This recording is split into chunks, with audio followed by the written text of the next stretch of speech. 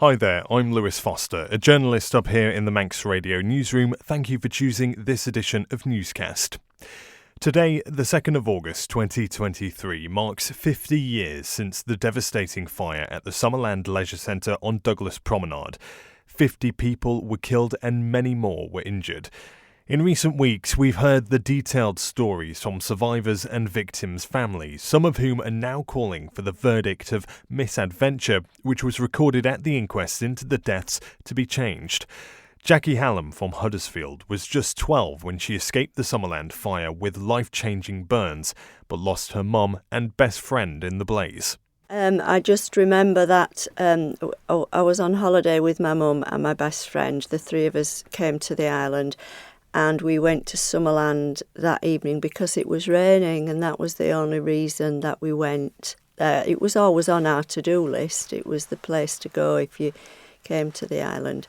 But we only went on that night because it was raining. Can't remember what we did in the day, actually, but we went to Summerland feeling quite excited, yeah. My mum was a single parent, and I was an only child, so... She took my best friend and myself on holiday, and we were all on the same level in the building, and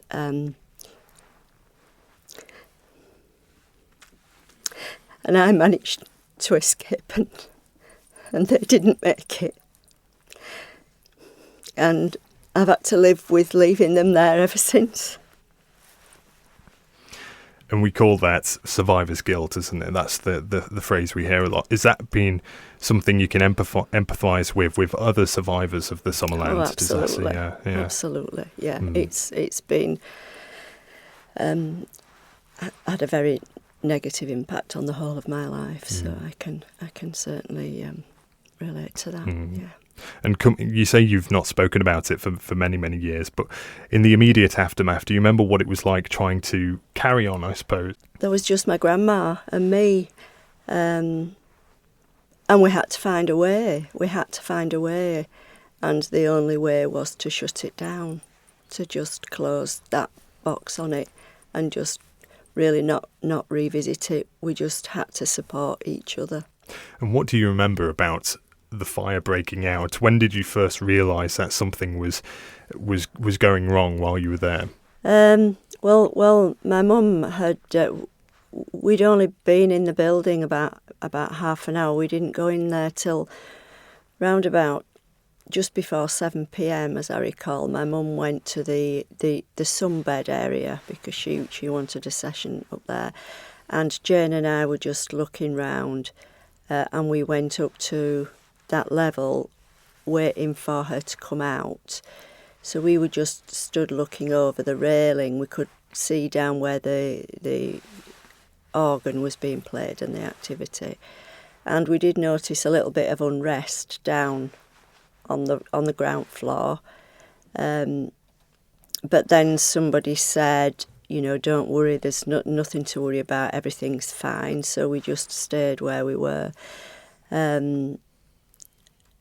And then in just a couple of seconds, it was the lights went off, and this huge, thick, black cloud of smoke just came up to where we were. So we didn't have any warning, really, of anything being wrong, or any warnings that there were. We weren't aware of them. It just all happened in seconds. And you yourself, of course, caught up in this. Were you injured personally at all? Yes, I was badly burned in the fire. Yeah, I had extensive burns, but that was better than the people that didn't make it. And of course, very emotional memories, and it must be the psychological impact of going through what you went through, everlasting, I imagine, and coming up to the 50th anniversary. What has it been like reliving these memories and having to think back and putting them to use in this campaign as well? Yeah, well, the memories have never gone away. That something every single day reminds me of that night, either directly or indirectly. And I haven't really spoken about it until this last 12 months. And leading up to this anniversary, it's been really quite difficult, really quite traumatic. Having to relive the experience, several times, and it doesn't seem to get any easier. Talking about it, so the only way that I've been able to carry on through my life is to just lock it away, really. And that's why it must be almost cathartic, is it, in a way, to finally get some of these thoughts off your chest as well. And speaking to other survivors, what's that been like? Yes, it's been really nice. Making contact with other survivors. I haven't known anybody else that was involved. It's like, living in a world of one, thinking, knowing that other people were involved but not knowing how to contact them, but being in touch with them, it's been really, really, I can't think of the right word, but very comforting, really, to hear about others' experiences and to know that you don't have to say anything other than Summerland, and they just know. You don't have to try and explain, because people that were there just know. It's certainly ingrained itself in people's psyches, hasn't it? And at the start, just before this interview, you asked me how old I was, and that's because we're thinking about people on the island who are my age, might perhaps not know about Summerland, but for those who were there, absolutely they do, and they remember everything about it, where they were, and it's the same for many people across. How important is it do you think, to keep the memory of what happened alive? I think it's extremely important, and especially for the young people of the Isle of Man. It's Manx history, and our impression, over the years, is that it's been a little bit kept quiet, a bit swept away, but it can't be. It had too big an impact on too many people's lives. This was a huge thing, and even recently, when I've spoken to friends of mine a little bit on, people are saying, how did we not know about this? How did we not know? People know about other disasters. Nobody seems to know about Summerland. The work of other campaigners, such as Tina Brennan, to petition for change, especially when it comes to, we'll talk about the misadventure verdict in a moment, but looking at the Summerland site as it stands now, it's what we refer to as a brownfield site, where the site used to be. It's derelict. Nothing's been done with the site for many years. There is this petition out, like I say, for change, for something to be put there. Would you welcome that? Some kind of memorial on the site itself? Absolutely. I think that is necessary. The site is a disgrace. It's disrespectful to those of us that were involved, and I'm aware probably that different people have different views on that. But as it stands now, it is really unacceptable. Mm-hmm. And the Apologise for Summerland campaign, the clue is in the name, what you were calling for. And Chief Minister Alfred Cannon in Tynwald, the island's parliament, only a few weeks ago now, did give that apology. What was that like, hearing that he'd done that? And were you able to listen across and hear what he'd said? Yes, I didn't hear the full thing. We are not in that region. But thank you to Mr. Cannon for making that apology. That is very welcome. However, that is not my prime driver for the campaign. So the prime driver for you, the misadventure verdict, Absolutely. Is that the case? Yes. Just explain to us why it's been described to me as inappropriate. Is that how you feel? It's wrong.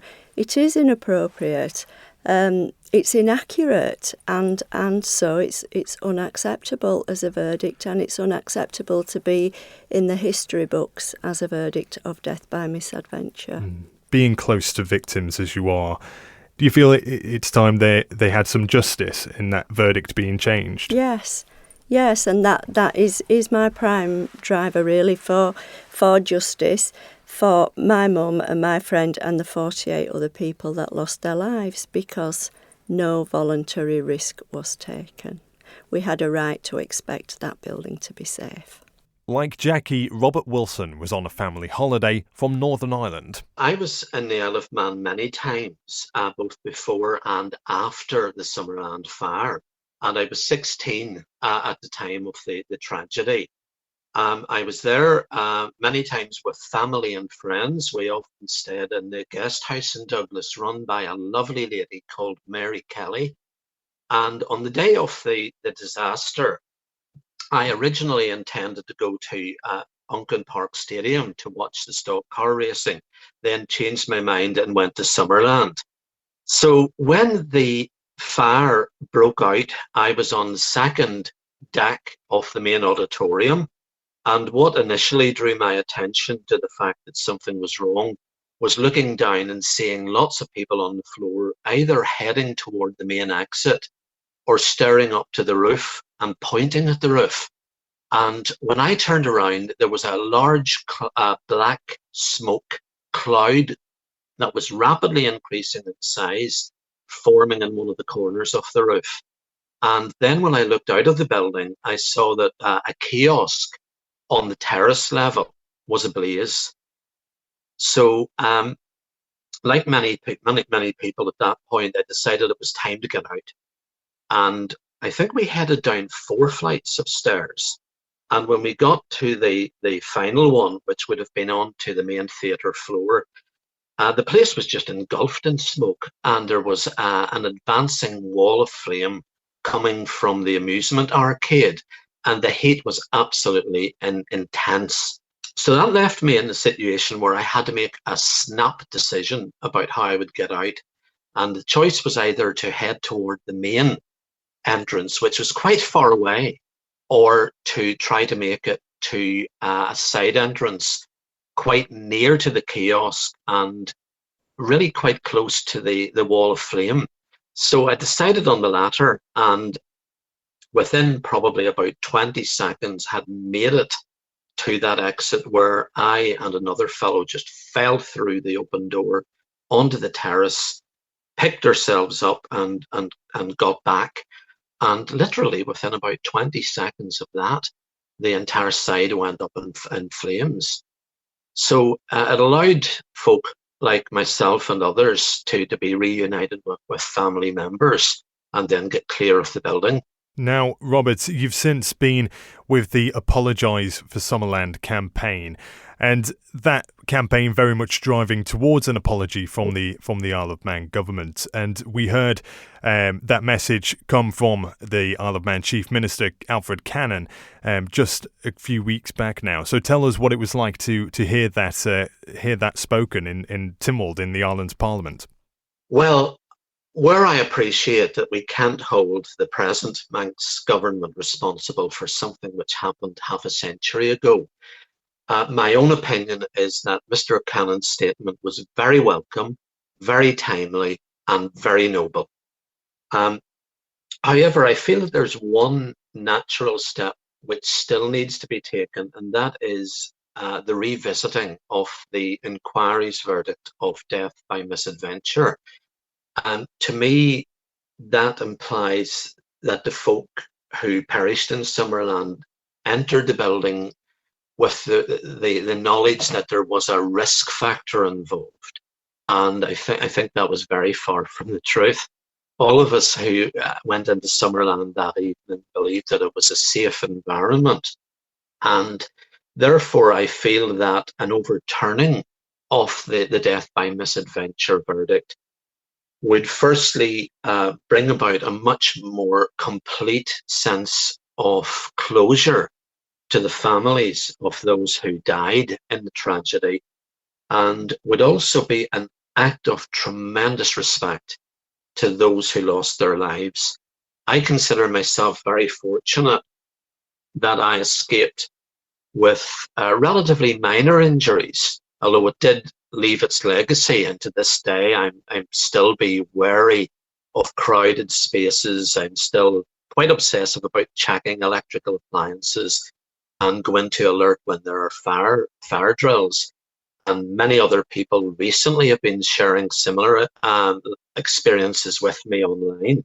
But there are those who had life-changing injuries, and many who lost loved ones in that tragedy. And I believe that an overturn of the verdict would be incredibly helpful to them. And now, Robert, you are returning to the Isle of Man this week for the 50th Yes. anniversary commemorations. Just tell us what it's going to be like for you to be back on the island 50 years later, and what's it been like revisiting these memories recently? Well, in a sense, I'm looking forward to going back to the island. I have very, very fond memories of the island and was back many times following the disaster, although it's over 30 years since the last time that I set foot on the island, so I'll probably see some changes. Now, I know that my visit will be brief. I will be touching base with other survivors and other families, and Tina Brennan has invited me to take part in the 2-minute silence commemoration on the Summerland site. And as a writer, mostly of poetry, I felt that the most natural thing for me to do would be to compose and read a poem about Summerland and other disasters, which I'll be reading at the event tomorrow night on the Summerland site, Wednesday night on the Summerland site on the 2nd of August. So I will have mixed feelings. Obviously, Summerland is something that stays with those who were involved, but at the same time, I have a great love for the island and its people, and will be glad to set foot on it again for the first time in many years. Both Jackie and Robert are due to attend and speak at the memorial services on the island today. So can something be done to change the verdict of misadventure? It's a question Manx Radio put to Chief Minister Alfred Cannon. One needs to think very, very carefully about the value of opening that sort of inquiry, especially 50 years later. There's a big question, obviously, what new evidence will come to light.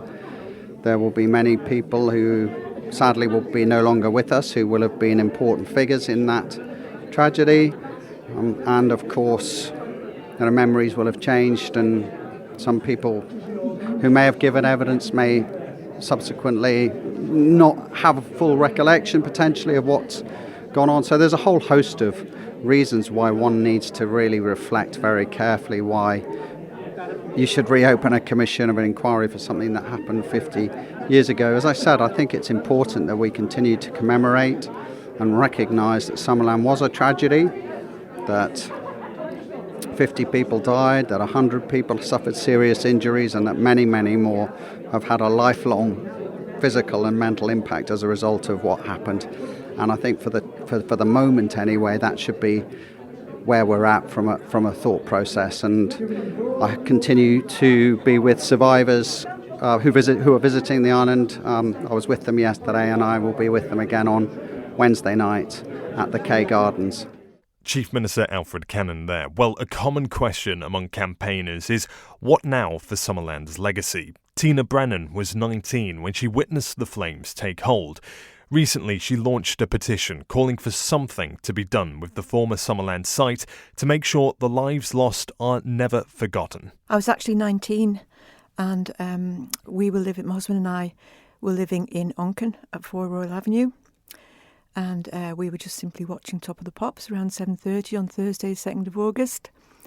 And John noticed a plume of smoke going up above the rooftops. And thought it was just a chimney fire, basically. So it got thicker and blacker, and he went over and had a look, and came rushing back and said, "Summerland's on fire." So whereupon I left him with the baby, and then went over and had a look and stood on the cliffs actually where the memorial is now to Steve Hislop, the racing biker. It was just a scrubby piece of ground then. There wasn't anything like that. And there was probably about maybe a dozen or so people of us gathered there, just in absolute shock, because when you see something like that, which you never ever dreamed would happen, you go into a kind of, it's like a tunnel vision, really. I was focusing on this horror, because it was like a horror movie.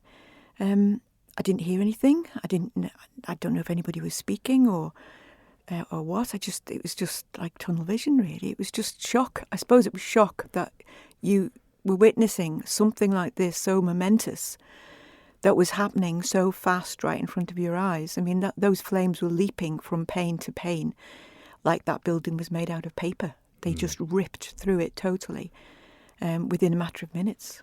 And I became totally aware that at that point, as I was standing there breathing fresh air, there would be people in that thick black smoke who were possibly breathing their last. Of course, we know there was 50 people in there. Did you ever imagine at the time that the number would be so high? No, I didn't. I didn't have any idea. I don't think anybody did at that point. And the shocking thing for a lot of people, including myself, was that we didn't know who was in there of our family. Luckily, I didn't have any family in there, but my two younger sisters loved Summerland, and that was the place they headed for at any given point. So we didn't know, and there was no social media. You couldn't even get a phone line, and all we had was the phone box at the bottom of the road. We couldn't get a line to find out if anybody was safe. There were thousands of people running around that night trying to check if their family and friends were safe. Now, 50 years on, we've heard more about it in the UK as well, where you're hoping this petition will reach. And you mentioned there about the flames jumping from pane to pane on the rendering, the outside of Summerland, and that's what's been noted by the Grenfell legacy as well. And MPs have been picking up recently from constituents who were at Summerland, who like yourselves were there at the time. What was it felt like to have that recognition across, not just here on the island as well, with the Chief Minister apologising? Well, it's vital to have that recognition, not least because there's probably thousands of people in the UK that don't even know about Summerland. And from that point of view, it has been kept quiet, and that was a conscious decision for our elected representatives to remain silent on those issues. I know that from an ex-Chief Minister who told me that, so I know it to be true. They wanted it kept quiet. So, yeah, the importance of the MPs getting involved and putting pressure on as far as they could was vital. And I know Alf Cannon has negated that and said there was no pressure, that they were always going to do it, give an apology anyway. But I don't think that's true. I think with this added push from the UK government that this apology has come about, and it's little enough after 50 years. I did try to ask two chief ministers, including Howard Quayle, if they would come to the site at the time of the anniversary and give an apology, but I didn't get any reply at all. So that gives you an indication of the level of what they thought about the victims, etc. And even now, I have to say that if there was any genuine sorrow or regret from Alf Cannon or the government here for the victims, for the families, for the people who suffered, the people who were injured, for all of us who were involved, and I'm including here the emergency service as well, if they did have any genuine remorse, then there would be a memorial on that site. But what we got was a second Summerland, built on the footprints of the first Summerland, and called Summerland, which a lot of people here didn't want, including Trust House 40, who were running the first Summerland. So, yeah, there should have been a memorial from the first anniversary of the fire. But all we had to do as the members of the public was to go into the second Summerland, enjoy ourselves, and we'll say no more. Say no more about the first one. And that's exactly what happened. And there's generations growing up now who don't know the facts about Summerland or don't even know anything at all about it. And so my focus is raising awareness, hopefully putting in an educational programme so kids here will be aware, not least the fact that there were heroes that night who went back into those flames several times to rescue other people. And in doing so, they lost their own lives. Well, are our kids taught the names of those heroes? No, they're not. But they're every bit as much of a hero as Tina Brennan. It's part of our culture, it's part of our history, and our kids need to know what can happen when you absolve responsibility for yourself, when you think that you're safe going into a venue to have fun and enjoy yourself, and the people who should be keeping you safe, they have a different agenda, and that comes down to money and cost. Going then to your petition, we look out the window now from Douglas Head, and we can see the Summerland site, and it is, as it has been for years now, just a derelict site. It's a brownfield site as we describe it, and you want to see this changed ultimately to honour those, like you say, the victims. What would you like to see happen on that site now? Well, I would like to see a national memorial and gardens of remembrance on that site. I know 10 years ago, Douglas ratepayers, Douglas Council, put in place the memorial in the Kew Gardens. They've done their bit, even though it took them 40 years for Douglas Council to have the courage to do that, due to the mistakes that were made, the negligence that led to those lives being lost. And the facts are there. They can't deny that they would like to. They would like to deny that Douglas Council back then were culpable of those deaths. So that aside, I would like to see a national memorial on behalf of all of us who are resident here on the island, and government as well, on that site where it should have been from the first anniversary. And what would that look like? You've described landscaping, so tidying up the site, having some kind of, like say, a memorial, a statue perhaps, something like that? I've got a plan. It's an architect's design, and it's quite substantial. It's for 17 standing stones, one for each of the groups of families and friends and working colleagues who were killed together, along with an information and educational centre, giving the facts of the site, and not least the history of the site, because it goes back a long way right through to pre-Victorian times. So it's a fascinating history, that part of Douglas Promenade. I want all of that encompassed in it, and a digital recording facility so that people who come along can not just listen to people who were there at the time, which we know we have recordings of now, but also they can tell their stories, because there's hundreds, if not thousands, of people have got in touch with me to tell me their stories about that night, what they were doing, who they were with, whether they were in there, what happened to them. That needs to be recorded and put down for history for our future generations, so they know the impact that this had and still has today. Let's be under no mistake here. People who think that this tragedy, there should be a line drawn under it and we should all move on, they don't know the reality. They don't know the facts. If they did, then they wouldn't even suggest that. There comes a time when good governance has to come into play on this island, and this is part of it. Good governance, of course, means acknowledging mistakes, means doing the right thing by people who live here. And this is what government needs to address, not just with the Summerland site, but with so many other issues on this island which get neglected, which get pushed to one side for vanity projects and throwing millions away, wasted, of taxpayers' money, where it could go to good for so many different purposes. So for me, the Summerland site is a benchmark of how caring our government is, how caring this government is, and at the moment they need to step up, because they're sorely lacking, and a lot of people are angry about the issues that still remain unresolved here today, which should have been addressed, and which, incidentally, we were told at last election time would be addressed, and everybody has gone silent. And Alf Cannon needs to acknowledge this, and he needs to take action, and he needs to step up, because he's sadly lacking in all of those areas. Tina, thank you very much.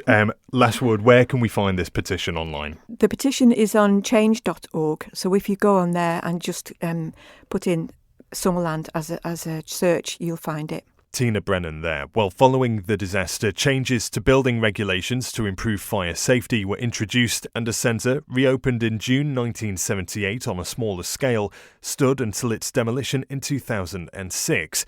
The future of the site, now derelict, remains the topic of much debate. For now, though, it's a chance to remember the 50 lives lost and the many, many more affected by the tragedy on this day in 1973. A memorial service will take place in the Kay Memorial Garden on Queen's Promenade. Attendees are asked to be there no later than 10 to 7. And a minute's silence will be observed at the Summerland site at 7 o'clock, where Jackie, Robert and other survivors are due to attend and speak. Now, something about Robert Wilson. He's also an author, and he's penned this poem to be read at today's commemoration and was kind enough to read it for us. Okay, and it was prompted by Summerland, obviously, and by other incidents in the years following, right down to the time of Grenfell Tower. And the poem is called Embers. A headline story breaks. The world looks on. The public holds its breath, stunned by loss and death, lives swept away as by a conflagration that shakes the peace and comfort of a nation. Widespread grief is genuine, expressing heartfelt horror at the scenes with fear and danger fraught. Asking why this came about, and not without a myriad of answers to be sought. Some future, calmer day, on reflection, when the embers die away. But do those embers die? The world moves on. To those closest, they're not fading, the memories never gone. Lives forever changed. Each story told, a witness to what robbed both young and old. Each epitaph, a testament to someone loved and known. Each name upon a stone, a father, mother, sibling, child or friend, evoking cherished memories that will transcend the findings of all formal inquisitions and verdicts reached. But yet, the names of those who perished, we must never dare forget. What of the embers now? Things cannot be reversed, the past undone. In stopping to reflect, there is but one compelling question. How did none foresee endangerment that did not have to be, or warn of safety compromised, neglected, destruction in its path, lives unprotected? And how now might we learn, what lesson take to shape each new decision that we make? As if we fail in this, most certainly we will be left with embers of a fresh catastrophe. When all is said and scrutinized, each statement read and analysed, we must those tragic lessons bind forever in the heart and mind, and learn from them, as learn we must, before the embers turn to dust. For only if they are embraced in future years, our children and their children may be spared such tears. And I dedicate this to the memory of those whose lives were lost or forever changed in the Summerland disaster. A massive thank you to Robert, Jackie, Tina and of course the Chief Minister for speaking with us. Thank you for choosing this edition of Newscast. That's all from me for now. Guru Mayed, and thank you for listening. Thank you for making it to the end of the Little Manx Radio newscast. You are obviously someone with exquisite taste. May I politely suggest you might want to subscribe to this and a wide range of Manx Radio podcasts at your favourite podcast provider, so our best bits will magically appear on your smartphone. Thank you.